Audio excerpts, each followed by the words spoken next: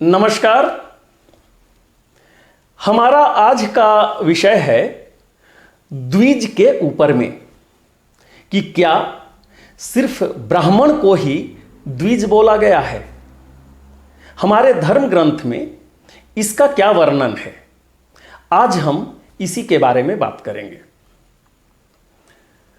द्विज एक संस्कृत शब्द है जिसका मतलब होता है द्वि का मतलब होता है दो, और ज का मतलब होता है जन्म लेना या जन्मा हुआ। तो द्विज का मतलब होता है जिसका दो बार जन्म हुआ हो, उसको द्विज बोलते हैं। अब आप सोच रहे होंगे कि यह संभव कैसे है, कोई व्यक्ति दो बार जन्म कैसे ले सकता है। इसका मतलब यह होता है कि पहला जन्म जब हम अपने मां के गर्भ से जन्म लेते हैं वह हो गया पहला जन्म, और दूसरा जन्म होता है धार्मिक जन्म या शास्त्रिक जन्म।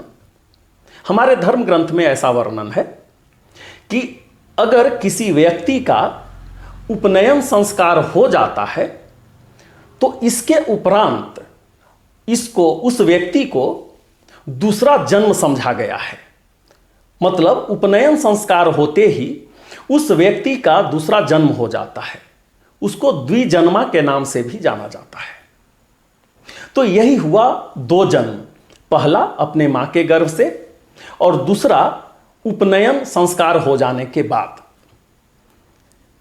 कहने का मतलब है अगर किसी व्यक्ति का उपनयन संस्कार हो गया हो तो उसको द्विज बोलेंगे, परंतु यहां पर एक शर्त है। उस व्यक्ति को द्विज तभी बोला जा सकता है जब वे कुछ शर्त हैं उसको मानते हों। अब वह शर्त क्या है? वह शर्त है कि उपनयन संस्कार हो जाने के बाद यह जो जनेऊ है उसका यथोचित सम्मान मिलना, धार्मिक दृष्टि से जो भी उसको आदर सत्कार है, जो भी नियम कानून है जनेऊ पहनने के बाद उसको मानना, वेद और पुराण का अध्ययन करना। अगर ये सब कुछ अगर आप पालन कर रहे हैं तभी आप द्विज कहलाएंगे।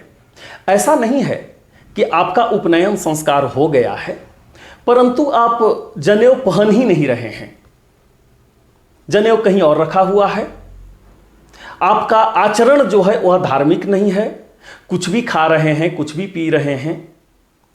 कहने का मतलब सिर्फ जनेऊ पहनना या उपनयन संस्कार होना काफी नहीं है, इसको धार्मिक दृष्टि से पालन करना भी अनिवार्य है।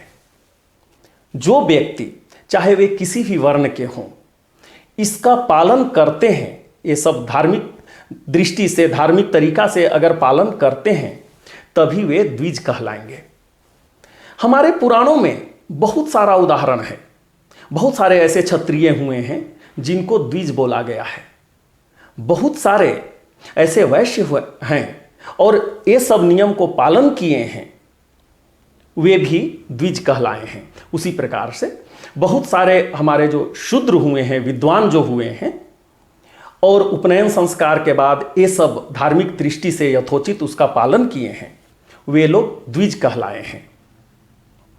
अगर आज के परिप्रेक्ष्य में देखिए तो ऐसा प्रतीत होगा कि ज़्यादातर जो जितना भी हो सकता है ब्राह्मण लोग ही हैं जो कि इसका यथोचित पालन कर रहे हैं, जितना भी संभव है। ऐसा हम नहीं बोल रहे हैं कि वे सारे के सारे सभी मतलब जितना भी नियम कानून है वो सबको पालन कर रहे हैं, परंतु जितना भी संभव है बाकी जितने भी वर्ण के लोग हैं उसके वनस्पत ये ज़्यादा अच्छी तरीका से पालन कर रहे हैं। इसीलिए आज के दिन में द्विज जो है ब्राह्मणों को संकेत किया गया है कि जो ब्राह्मण लोग हैं वही द्विज हैं, क्योंकि ज़्यादातर ब्राह्मण लोग ही इसका पालन कर पा रहे हैं। परंतु इसका कतई मतलब नहीं है कि द्विज सिर्फ ब्राह्मण को ही बोला जाता है।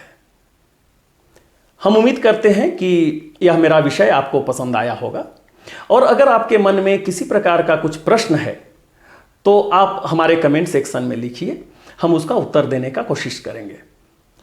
हम ये भी चाहेंगे कि आप हमारे चैनल को सब्सक्राइब कर लीजिए, ताकि जब भी कोई नया विषय आए वह सर्वप्रथम आपके पास पहुंचे।